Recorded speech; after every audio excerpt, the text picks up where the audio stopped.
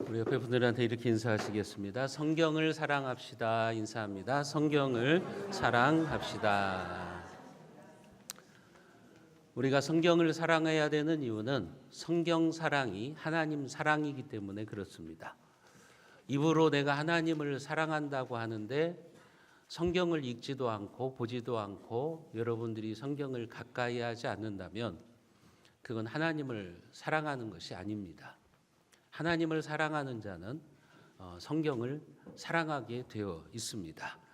여러분들은 성경을 어떤 책이라고 생각하십니까? 성 어거스틴은 성경에 대해서 이렇게 말합니다. 성경은 하늘로부터 온 한 통의 편지다, 이렇게 이야기를 했습니다. 하나님이 우리에게 보내주신 사랑의 편지, 러브레터가 바로 성경이라고 하는 겁니다. 그래서 여러분들은 성경을 읽으시면 하나님의 사랑을 알게 됩니다. 하나님의 사랑이 얼마나 위대한 사랑인가를 알게 되고 그 사랑으로 우리는 내 옆에 있는 이웃들을 사랑하게 되는 겁니다. 미국의 대통령이었던 아브라함 링컨을 여러분들이 잘 아시죠? 미국에서 가장 존경받는 대통령, 또 세계적으로도 존경받는 정치인이었던 아브라함 링컨은 성경의 사람이었습니다. 그는 성경에 대해서 이렇게 말합니다. 나는 성경이 하나님께서 사람에게 주신 가장 큰 선물이라고 믿는다. 구세주의 모든 신선한 것은 이 책을 통해서 우리에게 전달된다. 그렇게 이야기를 했어요. 그는 성경을 사랑하는 사람이었습니다. 성경이 하나님께서 인간에게 주신 가장 큰 선물이다. 그렇게 이야기를 하는 거죠. 성경을 읽고 묵상하면 하나님이 우리에게 주신 선물, 구원이 얼마나 큰 선물인가를 알게 됩니다. 여러분들은 얼마나 하나님의 선물을 가까이 하십니까? 그리고 하나님이 우리에게 주신 이 사랑의 선물, 성경을 얼마나 사랑하십니까? 미국 교회는 거북이 교인이라고 하는 그런 말이 있어요. 거북이 교인이라는 말이 무슨 말인가 하면 일반적으로 새는 음식을 안 먹으면 9일 정도 살고 개는 20일 정도 산다고 그럽니다. 그런데 거북이는 500일을 안 먹어도 500일을 굶어도 산다고 그러는 겁니다. 그러니까 거북이 교인이라고 하는 것은 하나님의 말씀을 먹지 않고 살아가는 교인들, 그들을 거북이 교인이라고 이야기를 합니다. 자기의 육신을 위해서는 하루 세끼 거르지 않고 식사를 하면서 영혼의 양식인 말씀을 먹지 않고 살아가는 사람들, 그들을 가리켜서 거북이 교인이라고 이야기를 합니다. 또 우리 한국 교회는 후탁 교인이라는 말이 있어요. 후탁 교인이 뭐냐? 일주일 동안 성경 한 번도 읽어보지 않고 먼지가 쌓인 성경을 먼지를 후 하고 탁 하고 가지고 오는 교인들, 그들이 바로 후탁 교인이라고 합니다. 지금은 후탁 교인이 아니라 이제 아예 성경을 안 들고 오시는 분들도 많지 않습니까? 그러니까 우리가 얼마나 성경을 가까이 하지 않고 성경을 사랑하지 않는지를 알 수가 있는 겁니다. 여러분, 동물들은 육체를 위한 양식만 먹으면 살 수 있어요.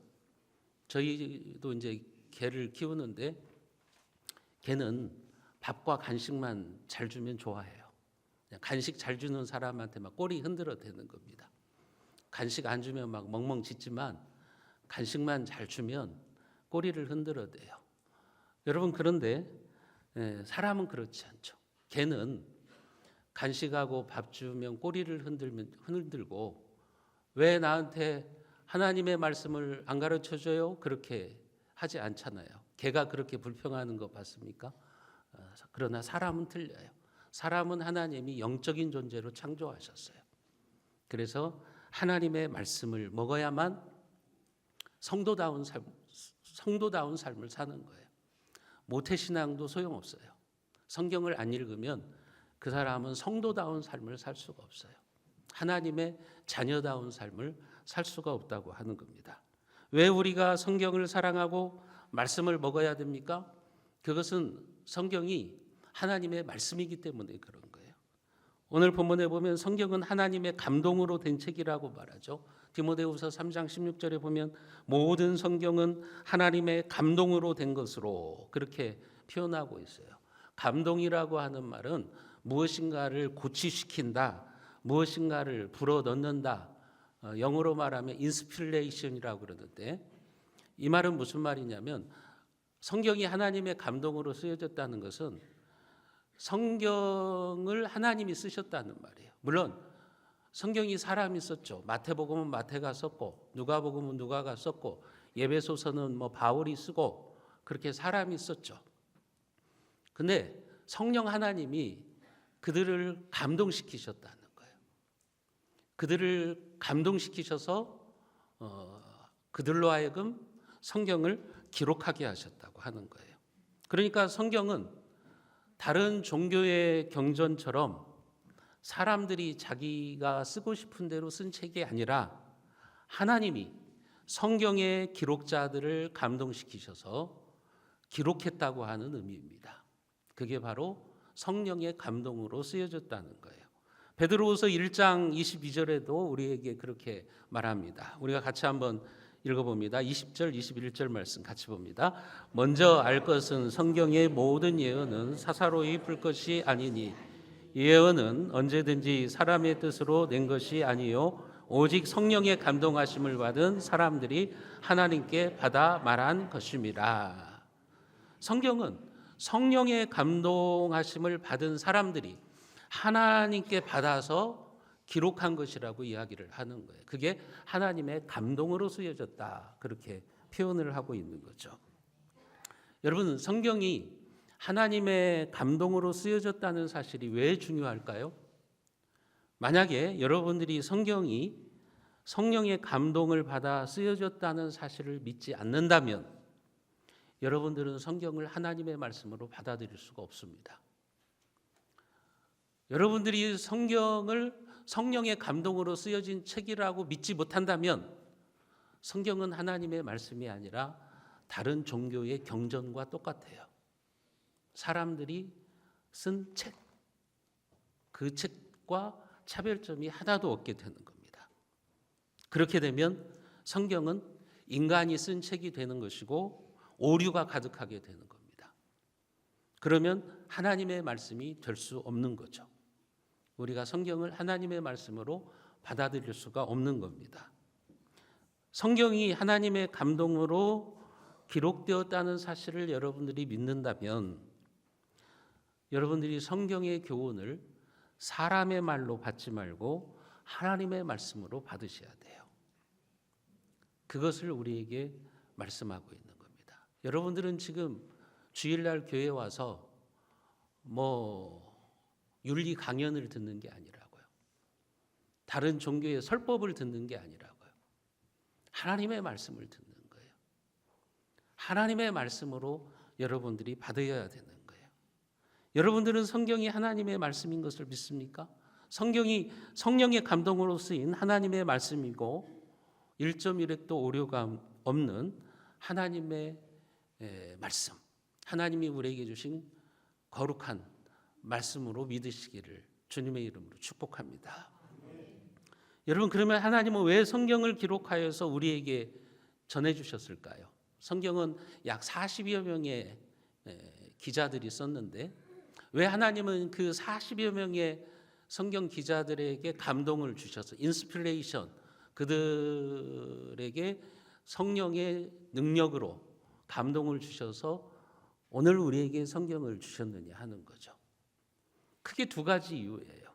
오늘 본문에 보면 첫째는 우리가 성경을 통해서 예수 그리스도를 믿고 구원받게 하는 것이고, 첫 번째 이유는 그거예요. 가장 중요한 이유. 성경을 통해서 우리가 구원을 받는 겁니다.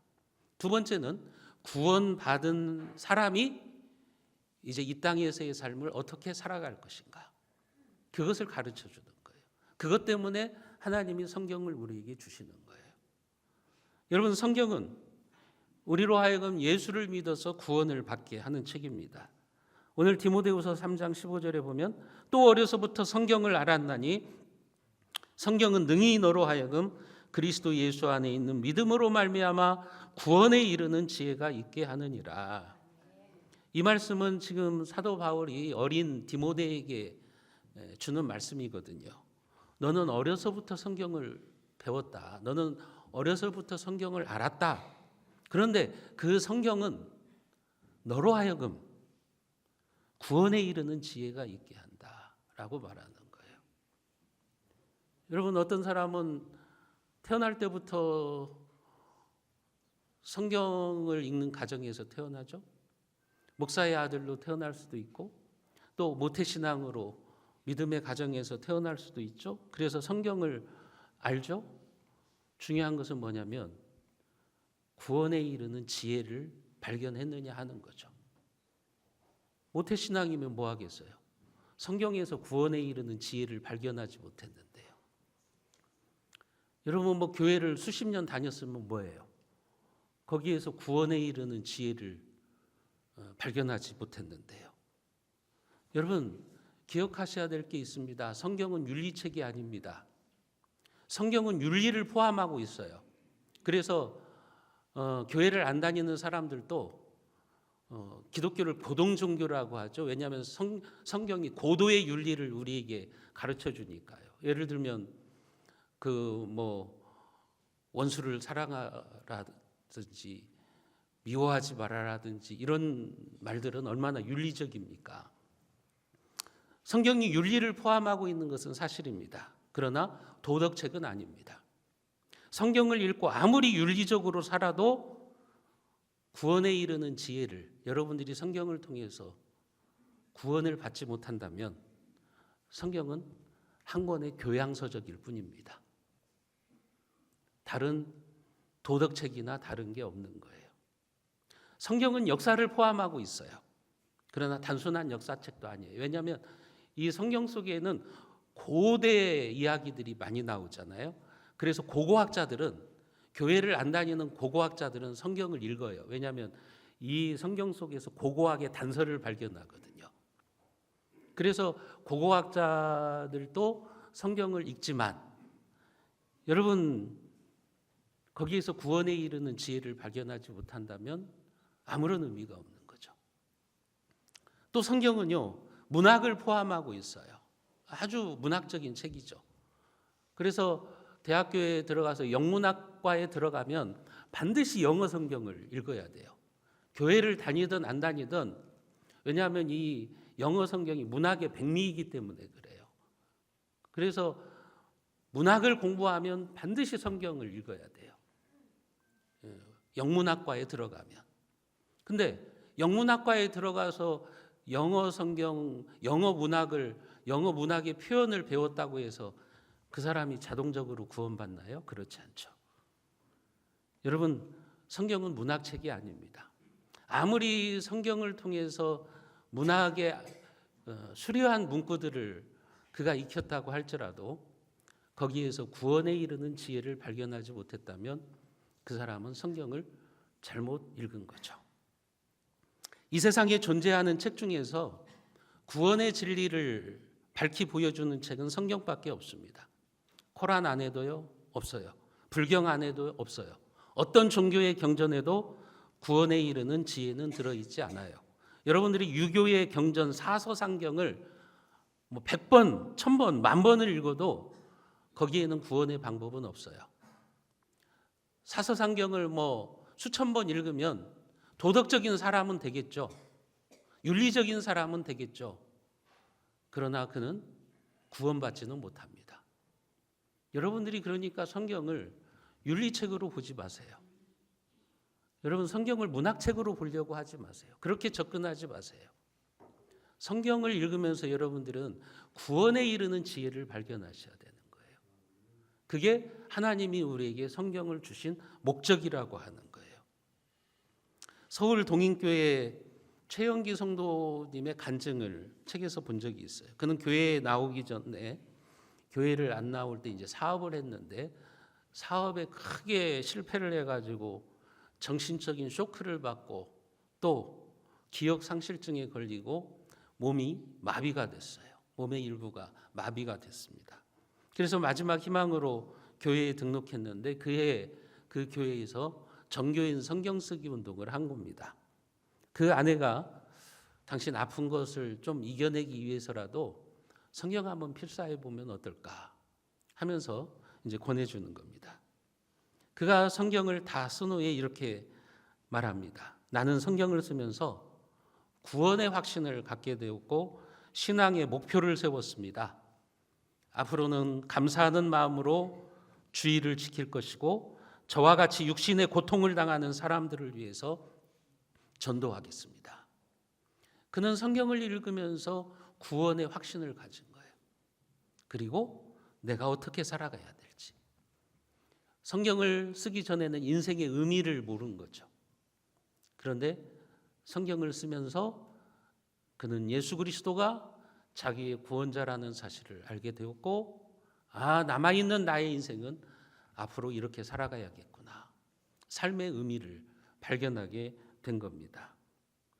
여러분, 그게 성경을 하나님이 우리에게 주신 목적이라고요. 요한복음 20장 31절에서도 보면 성경의 기록 목적을 우리에게 분명히 말씀하시죠. 같이 한번 읽어보겠습니다. 오직 이것을 기록함은 예수께서 하나님의 아들 그리스도이심을 믿게 하려 함이요 또 너희로 믿고 그 이름에 힘입어 생명을 얻게 하려 함이니라. 성경을 기록한 목적이 뭐라고 말합니까? 너희로 하여금 예수가 하나님의 아들 그리스도이심을 믿고 그를 믿음으로 영원한 생명에 이르게 하는 것이 성경의 기록 목적이라고 말하잖아요. 여러분들은 예수님이 하나님의 아들 신이심을 믿습니까? 성경을 통해서 우리는 그걸 믿어야 되는 거예요. 학교에서는 예수를 인류의 4대 성현이라고 가르치잖아요. 인류를 위해서 좋은 일을 하신 도덕군자로 가르치잖아요. 그러나 성경은 뭐라고 말해요? 그분은 하나님이시다. 예수는 신이시다라는 거예요. 예수를 믿고 생명을 힘는 것, 영생을 얻는 것이 하나님이 우리에게 성경을 주신 이유라고 말하고 있는 겁니다. 사랑하는 성도 여러분, 여러분들은 성경을 통해서 구원의 진리를 발견하셨나요? 예수 그리스도를 여러분들의 구원자로 믿으셨나요? 구원에 이르는 지혜를 여러분들이 얻으셨습니까? 여러분들이 성경을 사랑함으로 말씀 속에서 영원한 생명의 소망을 발견하시고 천국의 소망에 다 참여하시는 축복의 사람들이 되시기를 주님의 이름으로 축원합니다. 또 한 가지 성경의 목적은 뭐냐면, 첫째는 성경을 통해서 우리는 구원에 이르는 지혜를 발견해야 된다는 것이고, 두 번째 목적은 뭐냐면 성경은 우리를 하나님의 사람으로 성숙하게 만드는 거죠. 오늘 디모데후서 3장 16절에 보면 모든 성경은 하나님의 감동으로 된 것으로 교훈과 책망과 바르게 함과 의로 교육한다고 말씀하고 있습니다. 성경의 기능이죠. 성경은 우리를 교훈합니다. 가르친다는 거죠. 여러분, 사람은 가르침을 받아야 돼요. 가르침을 받지 않으면 사람다운 삶을 살 수가 없어요. 가르침을 받지 않고는 구원의 도리를 발견할 수도 없고 우리가 하나님의 백성으로 살아갈 수도 없어요. 그래서 성경을 읽어야 되는 거예요. 또 책망한다 그랬잖아요. 성경은 우리의 죄를 책망합니다. 여러분들이 성경을 읽으시면 여러분들이 목사의 설교를 들을 때 성령 하나님께서 여러분들의 죄를 지적하세요. 책망하시는 거예요. 내가 지금 말씀대로 살지 못하는구나. 내가 지금 하나님의 뜻대로 살지 못하는구나. 그렇게 성경을 통해서 죄를 지적받으면 이제 내가 회개를 하게 되는 거예요. 그게 바르게 함이라고요. 다시 우리를 일으켜 세워주는 거예요. 무너졌던 우리의 신앙을 다시 바르게 세워주는 거예요. 성경의 기능이 그겁니다. 우리의 죄를 책망하고 그 죄에서 우리를 빠져나오도록 도와주는 역할을 하는 것. 그게 바로 성경이라는 거죠. 성경을 읽지 않으면 여러분들에게 이 기능이 작동하지를 않아요. 여러분들이 성경을 읽지 않으면 내 삶이 지금 죄 가운데 있다는 걸 몰라요. 내가 지금 잘못 살아가고 있다는 걸 몰라요. 그러니까 회개가 안 되죠. 회개가 안 되니까 삶이 회복이 안 되는 겁니다. 신앙이 회복이 안 되는 거예요. 다시 바로 세워질 수가 없는 거예요. 그리고 의로 교육한다 그랬잖아요. 의로 교육한다는 것은 이제 내 죄가 회개를 통해서 용서 안 받고 다시 세워진 다음에 이제 새로운 삶을 살아가는 거죠. 새로운 가치관과 새로운 신앙의 습관을 가지고 살아가는 거죠. 여러분, 한마디로 말하면 성경은 우리를 고치고 회복하고 영적으로 건강한 상태에 이르게 하는 것을 하는 겁니다. 그 기능을 하는 것이 바로 성경이라고 하는 거예요. 그러니까 우리를 구원에 이르는 지혜를 얻게 하셔서 하나님의 사람으로 만드시고, 그 다음에 우리를 교훈하시고 우리의 죄를 책망하시고 바르게 하시고 의로 교육해서 우리가 새로운 사람으로 살아갈 수 있도록 만드는 겁니다. 성경이 그처럼 우리를 교훈과 책망과 바르게 함과 의로 교육하는 이유가 뭐라고 말합니까? 오늘 디모데후서 3장 17절에 보면 이는 하나님의 사람으로 온전하게 하며 모든 선한 일을 행할 능력을 갖추게 하려 함이라. 이는, 그러니까 성경을 통해서 하나님이 우리에게 교훈을 주시고 책망을 하시고 우리를 바르게 하시고 의로 교육하시는 이유는 무엇 때문이냐? 하나님의 사람으로 온전하게. 그러니까 여기 온전이라는 말은 성숙이라는 말이에요. 우리가 하나님의 사람으로 성숙하게 만든다는 거예요. 여러분들은 그래서 성경을 읽으면 읽을수록요 성숙해집니다. 그리스도를 닮아갑니다. 신앙이 성장합니다. 왜 신앙이 성장하지 않느냐? 성경을 안 읽으니까 그러는 거예요. 왜 그렇게 수십 년을 교회 다녔는데 왜 저 사람은 변하지 않고 똑같지? 그 사람의 삶 속에 들어가 보세요. 그 사람 성경 안 읽어요. 성경 가까이 안 한다고요. 성경을 가까이 안 하니까 성숙하지를 않는 겁니다. 믿음이 자라나지를 않는 거예요. 하나님이 우리에게 성경을 주신 이유는 우리를 하나님의 사람으로 성숙하게 하셔서 선한 일을 행할 능력을 갖추게 하려 하심이라.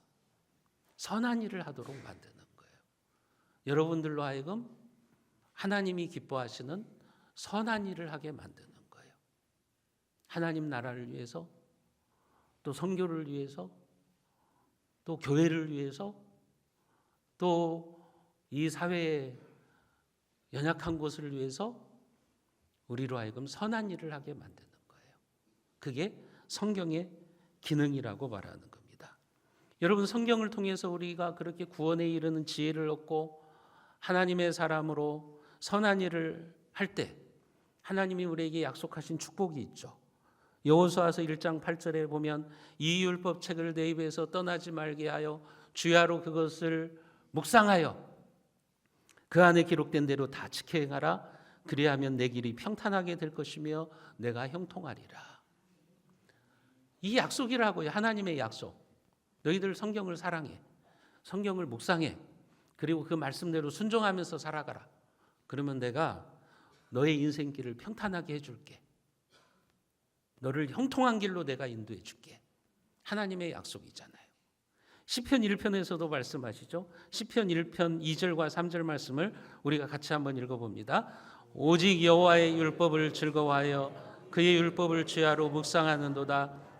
그는 시냇가에 심은 나무가 철을 따라 열매를 맺으며 그 잎사귀가 마르지 아니함 같으니 그가 하는 모든 일이 다 형통하리로다.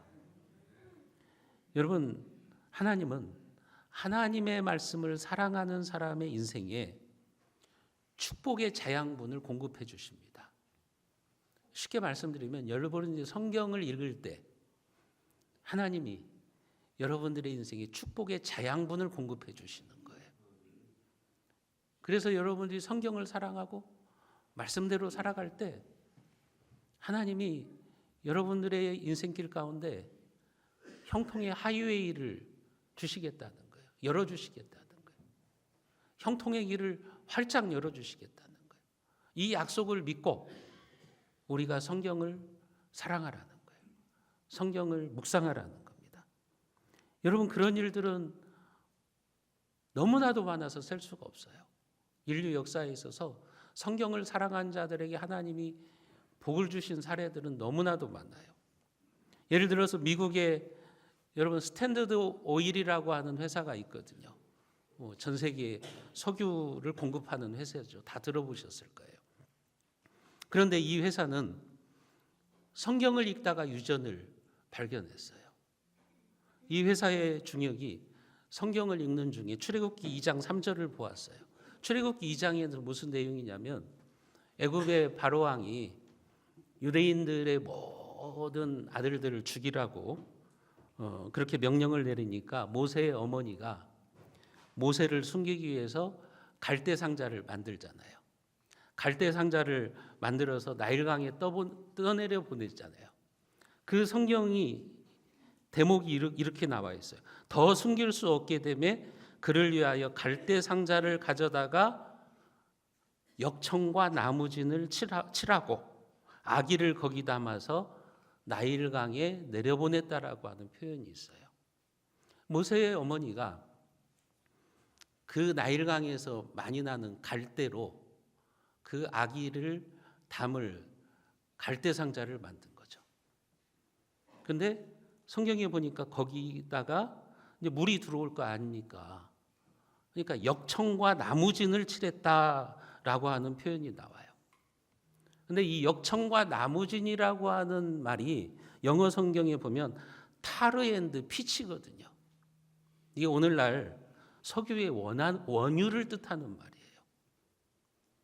이 사람이 여기에서 인사이트를 얻은 거예요. 이 구절을 딱 보다가 모세의 엄마가 갈대 상자에다가 타르, 역청과 진을 발랐다? 그러면 분명히 그곳에 무슨 기름이 날 것이 아닐까? 이런 생각을 하게 된 거예요. 그래서 회사는 지질학자를 그곳으로 급파합니다. 그리고 얼마 후에 모세의 어머니가 갈대 상자를 만든 곳으로 추정되는 곳에서 유전 탐사를 벌여요. 거기에서 석유가 나온 거예요. 석유가 쏟아져 나온 거예요. 여러분, 성경을 통해서 하나님이 그렇게 복을 주신 거죠. 오늘날 의학에서 마취제로 사용되는 클로로포름이라고 하는 게 있어요. 지금은 이게 부작용 때문에 다른 마취제들도 있지만 인류 최초의 마취제는 클로로포름이에요. 이 클로로포름을 최초로 발견한 사람은 영국의 의사였던 제임스 영 심슨이라고 하는 사람입니다.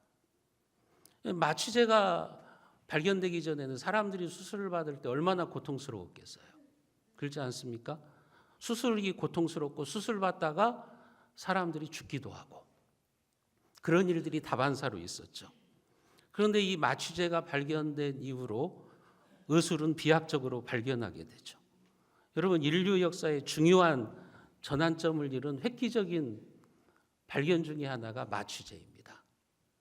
근데 이 심슨이 늘 생각했던 게 그거예요. 이 심슨은 하나님을 잘 믿는 신앙이었는데 그렇게 항상 얘기를 했어요. 의학은 단순한 기술이 아니라 하나님의 자비를 실현하는 도구다. 하나님의 자비를 실현하는 도구가 의학이다. 그런 믿음을 가지고 있었고 또 그는 환자들을 단순한 돈벌이로 생각하는 게 아니라 하나님의 형상으로 보았어요. 환자들을 대할 때 하나님의 형상을 가진 존귀한 존재. 그렇게 환자들을 대하는 사람이었어요. 심슨이 그래서 의사로 수술을 할 때 늘 생각했던 것이 그거였어요. 어떻게 하면 환자들의 고통을 덜어줄 수 있을까? 그 고민을 항상 가지고 있었는데 하루는 성경을 묵상하는데 창세기 2장 말씀에 머물렀어요. 거기에 보면 여호와 하나님이 아담에게서 취하신 갈빗대로 여자를 만드시고 그를 아담에게로 이끌어 오시니, 이 대목에서 그가 뭔가를 생각했어요. 하나님께서 아담을 잠들게 하시고 그의 몸속에서 갈빗대를 빼내셨는데, 이건 수술인데, 수술을 하셨는데 전혀 고통을 느끼지 않은 것을 보면 고통 없이 수술하는 방법이 있지 않을까. 그때부터 이제 이 사람이 그래, 그런 것이 있을 거야 하고서 연구에 연구를 거듭하게 됩니다. 그리고 마취제를 처음으로 발견했어요. 어마어마한 발견이죠. 이게 성경 속에서 나온 거라고요. 성경을 읽다가 그런 일들이 생긴 거예요. 이 심슨이 죽을 때 그 제자들이 물어봤어요. 선생님은 인류 역사 의술의 획기적인 발전을 이룬 마취제를 발견하셨는데 선생님의 인생 중에서 제일 중요한 발견이 무엇입니까? 사람들은 그렇게 생각했어요. 아마 내가 클로로폼을 발견한 거야. 그렇게 말할 줄 알았어요. 근데 그가 뭐라고 말한 줄 아십니까? 내 인생의 가장 위대한 발견은 예수 그리스도를 발견한 거다. 내가 예수 그리스도를 만난 것이다. 그렇게 이야기를 했다고요. 여러분, 오늘날 해양학의 선조라고 불리는 매슈 폰테인 몰이라고 하는 사람이 있어요. 이 사람은 현대 해양학의 아버지입니다. 근데 원래 이 사람이 미국 해군 장교였거든요. 장교였는데 이제 나중에 이제 과학자가 되죠. 해양 과학의 아버지가 되는 거죠. 근데 한 번은 몸이 너무 아파가지고 성경을 사랑하는 사람이었는데 몸이 너무 아프니까 성경을 읽을 수가 없어요. 그래서 자기 아들에게 야, 네가 오늘은 나를 위해서 성경을 좀 읽어줘라. 아들이 성경을 읽어줍니다. 근데 그 성경을 읽어줬던 것이 시편 8편이었어요. 시편 8편에 보면 이런 말씀이 나와요. 공중의 새와 바다의 물고기와 바닷길에 다니는 것이니이다. 이 구절을 아들이 읽어주는데 이 사람이 갑자기 뭔가 성광처럼 떠오르는 게 있었어요. 그게 뭐였냐면 바닷길이라는 말이었어요. 바닷길? 그 당시에는 바다에 길이 있다는 것은 상상도 못하는 때였거든요. 지상에 대한 지도는 있었겠지만 바닷길에 대한 지도는 없었어요. 근데 성경에 바닷길이 적혀 있네?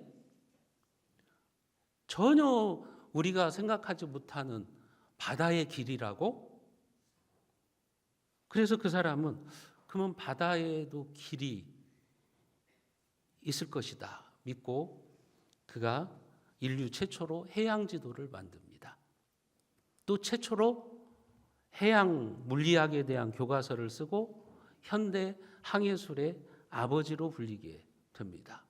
그러니까 해양학은 이 사람을 기준으로 해서 과거와 오늘날 현대로 갈라지는 거예요.